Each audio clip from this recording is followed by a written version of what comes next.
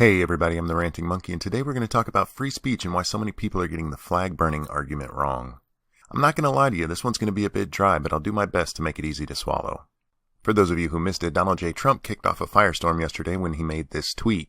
It reads, "Nobody should be allowed to burn the American flag. If they do, there must be consequences, perhaps loss of citizenship or a year in jail." Now, before I go any further, let me be perfectly clear here. I think burning the flag is disgusting. If you hate the country that allows you the freedom to burn its flag without consequences, take your bitch ass somewhere else. However, I do not believe it should be illegal to burn the flag. That said, flag burning is not a First Amendment issue. I know what the Supreme Court said about it. I think they were wrong, as they often are. We'll come back to the court in a little bit, but first we're going to look at why I say this is not a First Amendment issue. The First Amendment makes clear distinction between speech and action. It's why freedom of assembly and press are listed separately from freedom of speech. Another very important and often overlooked part of the First Amendment is the beginning. Congress shall make no law. It's the only amendment in the Bill of Rights that starts this way, and it makes the 10th Amendment very important to the flag debate.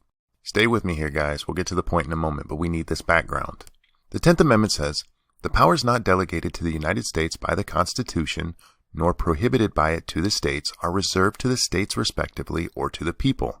Meaning, if the Constitution doesn't give the federal government the power to decide something, those things are to be decided by the states through their legislative bodies or by the people through ballot proposals. The 9th Amendment is also important, as it says the enumeration in the Constitution of certain rights shall not be construed to deny or disparage others retained by the people. Meaning, just because something isn't listed as a right doesn't mean that right doesn't exist. Every article, video, and tweet I've seen about this all fall back on the free speech argument.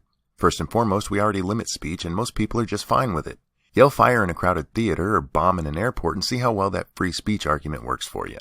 It's only on controversial topics like flag burning or when somebody pisses on a crucifix and calls it art that suddenly everyone takes this all-encompassing free expression approach. If we apply the same logic being used to make the free speech flag burning argument to other parts of the First Amendment, say freedom of the press, you can see where it breaks down. If the press knowingly prints a lie about you, should they be able to hide behind freedom of the press? Or apply it to free assembly. Should a pack of peace-loving dirty hippies be allowed to just hang out in your backyard? The First Amendment applies to Congress and the federal government. Does that mean states have the right to ban free speech? Well, yeah. If we're going by the original intent of the Constitution, absolutely. It should be noted that many state constitutions include free speech provisions for exactly this reason. All of this confusion comes from the United States Supreme Court overstepping their authority. It's something they do quite often, and it really needs to stop. It's dangerous. A lot of Supreme Court decisions should have ended with them citing the 10th Amendment. Abortion, gay marriage, and flag burning are all issues where the court should have said, "Sorry, we can't tell the states what they can do." No matter where you stand on those issues, there is nothing in the Constitution giving the federal government the right to decide those things. Take gay marriage as an example. People who supported it were thrilled with the Supreme Court decision, but do you realize the power that gives them? They can reverse that decision, and not only can they reverse it, if they wanted to, they could declare gay marriage illegal. You've given them the power to set those laws. 9 justices who do not answer to the people shouldn't have that kind of power. They should not and were never intended to set laws for everyone. That's what Congress and the President are for. That's what amendments are for. The Supreme Court is supposed to be there to uphold our laws, most importantly the Constitution, and doing so includes them saying, "Sorry, it's not our job to decide that issue." I don't think burning the flag should be illegal, and I will fight against attempts to criminalize it. But if you want it to be a constitutional issue, the right way to do it would be to pass a new amendment specifically addressing it. Otherwise, the decision should be left up to the states or the people. The First Amendment is clearly directed at Congress and clearly makes a distinction between action and words. You can't hide behind the Constitution and ignore its intent. Going back to where this all started with Trump, to you Trump supporters out there who think he did this to troll because Hillary co-sponsored a bill to jail people who burn flags for up to a year, I hope you're right. He's either the greatest troll to ever live, surpassing even Milo Yiannopoulos, or he's just a fucking idiot. To be quite honest, I can't decide which one I believe. I guess we'll have to see.